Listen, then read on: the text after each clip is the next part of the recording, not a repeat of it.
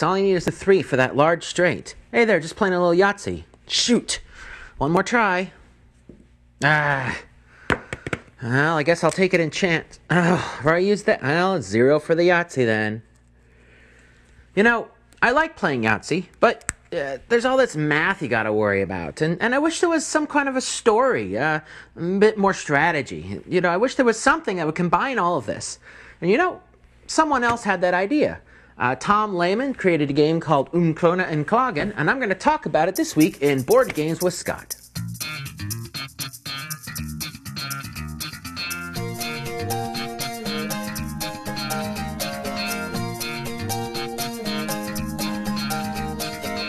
Hi there!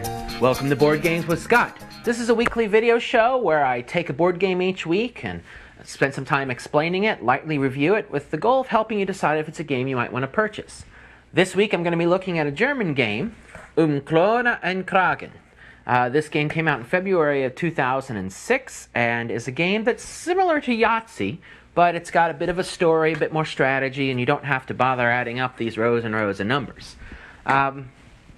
It's a game for 2 to 5 players, although with fewer players the game moves much more quickly.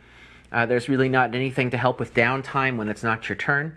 And so it takes about 45 minutes with all 5 players, but much less time with fewer players. It takes the basic concepts of Yahtzee that you're trying to roll a set of dice and get things like a pair or 3 of a kind or a full house or a straight, but does it in a different fashion and with a scoring mechanism that uses a set of cards rather than using score pads. And so what you're going to be doing is as you roll better hands, you're going to achieve these different cards and you get to keep them. Now the story of what's going on is you're trying to impress nobles. You start your way out with the jester and work your way up to the king and the queen. And you're trying to roll the dice to impress them, getting better hands and getting more abilities, the ability to roll better. And by the end of the game, you'll be rolling a whole handful of dice. You're going to start out with just a few dice. These cards give you different abilities that let you roll more dice and let you change the dice and do things like that. And the goal of the game is to be the person who rolls the most dice of the same rank on the last turn of the game. Now, the last turn of the game is going to be triggered when someone manages to roll 7 of a kind. 7 dice with the same number. That triggers the last turn of the game. That person impresses the king and the queen. And that person's going to get to go last in the final round of the game. Then everyone's going to get one chance to do the best they can, and the winner's the person who does the best on that last round of play.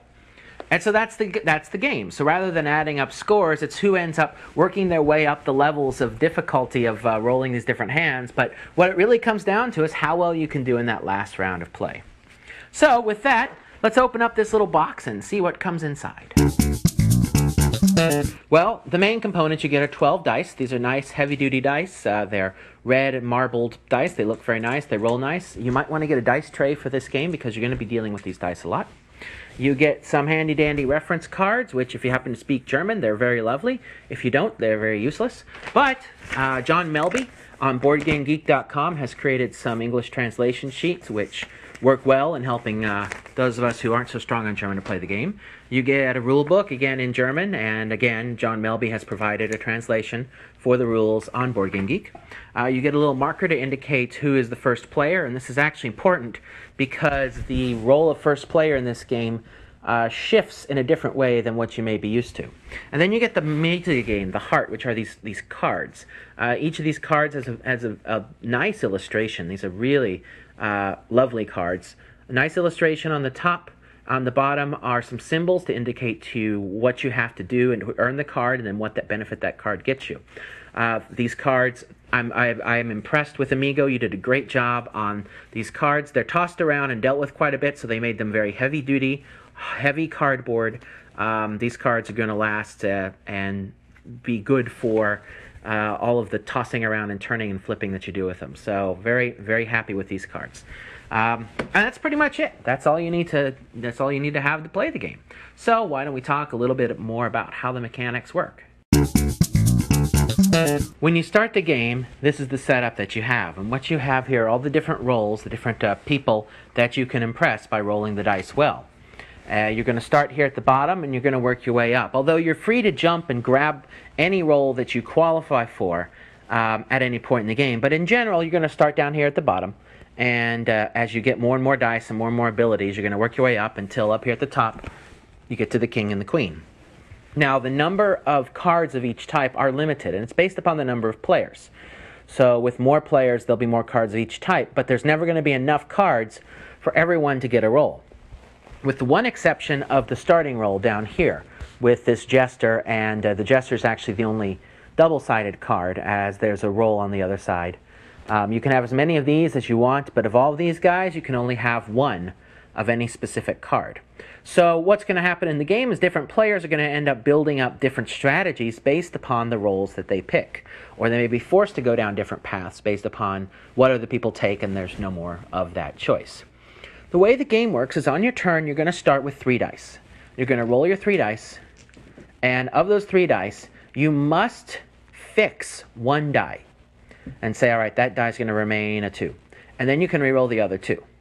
And then of those 2, you must fix 1, and then you can re-roll what's left, and then you're done. So you always must fix 1 die. You may fix more than 1 die. You must fix at least 1, and then you can continue. So the number of rolls you have, the maximum will be the number of dice that you have.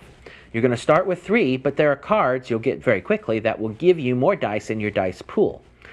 So that's the way your turn goes. You roll all your dice. You must fix at least 1. You may fix more, and then you re-roll some, as many as you'd like, fixing at least 1, and you keep re-rolling until they're all fixed, and then you look and see, well, what do you qualify for? Now, every one of these cards down here on this corner, on the bottom corner, is going to tell you what you have to qualify.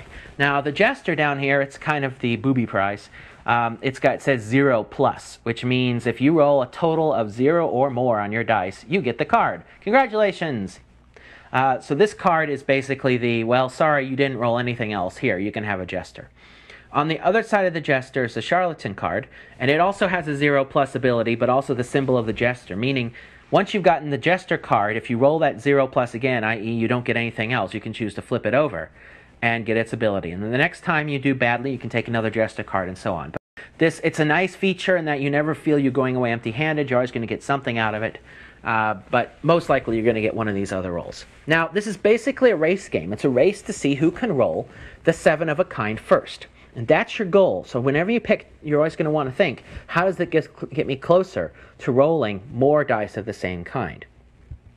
Now, the cards up here on 1, for example, have a 1 on the back, which just helps you sort them out into their stacks. They have different requirements. Like this one, this guy, for example, requires 15 or more. Now, so you can get 15 or more on 3 dice. It's not that difficult to do. And once you do, you're going to get this card. This person has the symbol of a pair, two of the same, and you can take that card. This woman has the symbol of all odd dice. Now, this is a case with this one and this one, which is all even dice, where more dice is actually more difficult. So with these folks, you may want to grab them early on, because as you get more and more dice in your pool, it's going to be harder to roll all odds or all evens. This person is 3 of a kind. So those are the basic for the ones you can grab first, and you can grab any of these if you qualify for them. Like this person is 20+. Well, you're not going to roll 20+ on 3 dice. You're going to have more than 3 dice to make that happen. 4 of a kind, 2 pair. So for all of these, you're going to need more than 3 dice. This is a full house, 5 of a kind, a straight with 1 through 5 or 2 through 6, 30+. And then this next level, you unlock with 6 of a kind, 3 pair, a straight 1 through 6, or 2 3 of a kinds. And then the king, you unlock with the 7 of a kind. So again, that's your goal. Now, the abilities that you get are going to get more and more powerful as well. At the beginning, the jester, for example, his ability is you get to re-roll 1 die for free. So that's out of your normal sequence. So at some point, if you have the jester ability, you can say, well, I'm going to tap the jester card, use the jester card, and then re-roll 1 die. And that doesn't count against your freezing or anything like that. And by the way, once you've frozen a dice in your rolling sequence, you can no longer change that die. So once you decide to freeze it, you can't unfreeze it. It's stuck frozen. So that's the jester, which is on this side. The charlatan on this side allows you to get 1 extra die. So you lose the ability for that reroll, but you get 1 extra die from the beginning, which is a better ability anyway. Now, moving up to this row, the sort of abilities you get is, this one is you tap it to add an extra die, and that die starts out on the number 1. So you can use that strategically. You can determine, when to use it. You can see if you're rolling lots of ones, and you can tap it and bring in that guy. But if you're rolling lots of evens and you're going for this all evens, you may not want to. You may not want that one at all. So part of it is the strategy of determining when to use it. Remember, you're going to start with 3. If you have that charlatan, then you're going to start with 4 because it gives you 1. And then at some point, you can tap that guy and bring in a 5th die. But it starts at 1, but you can re-roll it. It's in your active pool. Add a 1. You can re-roll it. So there's actually one of these cards for every one of those numbers. There's adding a 1, a 2, a 3, a 4, a 5, and a 6. So if you had all 6 of those, then you get to add 6 extra dice to your pool when you tap the cards, and they're going to come in at the numbers specified. So if you happen to get all 6, then you could tap all 6, bring in 1 through 6, stop, and take the guy that requires the big straight, the 1 through 6. That's one way to do it. So that's one of the abilities. Many of the cards just add more dice to your pool. There's some other cards that add 1 or 2 dice to your pool, but the numbers are not specified. So your pool can grow fairly large. Other things let you fiddle with the dice, and you end up having to balance between fiddling with the dice and adding more dice to your pool. This one, which is a fairly basic card, lets you add 1, 2, or 3 to a die. This person lets you take numbers away from one die and add them to another die. And there's several other those that change the ranks around as well. The Alchemist, for example, which can be very powerful, lets you remove as many pips as you want from one die and add them to 2 other dice. And you can really use that to be tricky, because your goal, remember, is to make a bunch of dice at the same rank. So if you roll like a 5 and 2 2s, you can take 2 off the 5, reducing 3 3s. So that's sort of the trickiness you're going to get into. Other dice, this one lets you add 1 to as many dice as you'd like. This is another one that lets you add 2 to as many dice as you'd like. Another character is the Handler, and the Handler gives you 1 free reroll of all your active dice. So one time, you don't have to fix any dice. You can tap that and reroll all your active dice. This fellow, the Astronomer, lets you change one of your active dice to match something that's in your fixed pool. And this fellow lets you change one of your active dice to any number you want. Those are both very useful abilities. So that's pretty much what the abilities are out there on the board. And then up here, the King and the Queen. The Queen gives you the ability to bring in an extra die and set it on any number you want. That's going to be really helpful in the final round. Remember, the goal of the final round is to roll the highest set of dice that you can. The other ability that the King gives you is the ability to go last in that final round, and that's fairly important. You also get to break ties, because if you're going last, you can see what your goal is. The other trick on the final round is you're also trying to get, if there's 2 people that both roll, say, 8 of the same number, the person who rolls the highest ranked wins. So 8 6s are going to be 8 5s. So the other advantage of going last in that final round is you can see what you have to beat. Gives you a much better idea of your goal. You get to break ties, and you get the ability of adding that 1 extra die of any rank you'd like to your set. Since I've talked a little bit about turn order, I do want to discuss how that works in the game. Now, the game comes with this little guy, which lets you indicate who is the start player of the round. And the way it works is, let's say there's 4 people. You put it in front of someone, that person goes, everyone around the table goes in clockwise order, and then this moves 1 space counterclockwise. So if you're the last person in the round, you will be the first person in the round next time. So essentially, you get 2 turns in a row if you're last. And so then that's how this continues. So this thing moves counterclockwise, giving the last player in each round a second turn, which is a very nice ability. It's cleverly designed to keep you from feeling like if you're last, then it's going to be forever before you're able to get anything good. Here, you could go last in the round, but then go first in the next round. Let's see, what else? I think that's really about it. So on your turn, you roll your dice, and you tap your cards to use your abilities. Your goal is to get as many as you can of the same number. Let's take a quick look, actually, at how a fairly complex turn could come into play. All right, let's have a sample round, and we'll see how well I can do. Let's say these are the 2 and a 3 in my active dice pool. The Philosopher will let me subtract 1 and add it to another. The Hofdom will let me add 1 to as many dice as I'd like. The Astronomer lets me change one of my dice to make it equal to my fixed dice. The Handler lets me have 1 free reroll of all my active dice. And the Zauberer lets me switch 1 dice to any number I'd like. So We're going to start with 3, because that's your basic amount. You start the turn with 3. And we're going to tap the Charlatan and the Feldherr, which is going to add another 3 to my pool. So let's me start with 6. So let's roll and see how this goes. Alright, so I'm looking at this, I'm saying, alright, let's say my goal is to get as many of the same number as I would like. So one thing I might do here is I might say, well, alright, I've got a pair of 5s, that's pretty interesting. And I could tap this Philosopher, which lets me subtract 1 from this to get it down to a 5. And then I have to add it to something else, so I'll add it to this one, which gets that up to a 5. So that's the Philosopher. So now I've got 4 5s. Now, at this point, I want to bring in my other dice. So I'll go ahead and tap these 2 to bring them in at a 2 and a 3. They're not particularly interesting to me what rank they come in on, because again, I'm shooting for 5s here. So there's my 3 and my 2. Now I have to fix some dice. I'm going to fix those 4 dice, and I can re-roll these 4. So these cards are used, and so now I'll just look at my active cards and see what I have left to do. Again, I'm trying to get all 5s. Alright, that's not a very good roll. I could choose to fix something if I want. I don't like this roll at all, so I'm going to go ahead and use the handler at this point, which lets me re-roll all of the active dice in my pool. Alright, so that's a little better. That gets me another 5, which I like. I can tap the Hofdam to take as many dice to... I can add 1 to as many dice as I'd like. I'll add 1 to that to get that to a 5. And now I have the Zauberer, which lets me set a die at any number I'd like. I'll use that to set that to a 5. And the Astronomer, which lets me change a die to any number that's already fixed. Well, I will use that and fix that to a 5. So that is how I just managed to get 8 5s using those characters.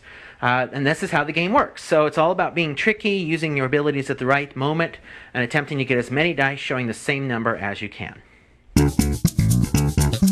Well, that's Um Krone and Krägen. It's a nice game. I do enjoy this game. I have always enjoyed Yahtzee, and I think that would be a good indicator if you would like this game. If you do like Yahtzee, you'll like this game because it's like Yahtzee, but it's got special abilities, it's got a bit of strategy, it's got much more feeling of you're competing directly against each other because you're all going towards that same goal. And there are limited numbers of rolls, and so you're fighting over those rolls as well. And part of your strategy is figuring out, well, I've got multiple choices. I'll take the one that's got 1 remaining, or I'll take the one I think is more powerful. So you build up this body of special abilities. It can get fairly complex, and so I don't know that it'd be a good game for people that like the simplicity of Yahtzee. Because as the game gets toward the end, you're going to have 6 or 7 different rolls in front of you. And the game at that point is really all about being very clever and using your different rolls at the right time during your turn in order to come up with the best set of dice. So if you find a lot of the strategy games that I've talked about to be too complex and frustrating, then you probably don't want to get into this game. It can get difficult when you're managing all those rolls. If you like strategy games but you don't like Yahtzee, I'd also say to avoid this game, because at its heart, that's what it is. You're rolling dice, re-rolling dice to try and get a better set of dice. That's what's going on in the basic mechanics. So you should be able to tell from that whether it's a game you'd like to purchase. And that's my goal here at Board Games with Scott. So with that, I'll thank you for coming. And if you want to see more of these shows, you want to get the audio version of these shows, or find out where to buy these games, head over to BoardGamesWithScott.com. If you want to chat about this game or download some of the player aids that will help you play this game in a different language, then go to BoardGameGeek.com. They've got some great items there. With that, I will thank you very much for coming, and I will see you on a future episode of Board Games with Scott. Bye-bye.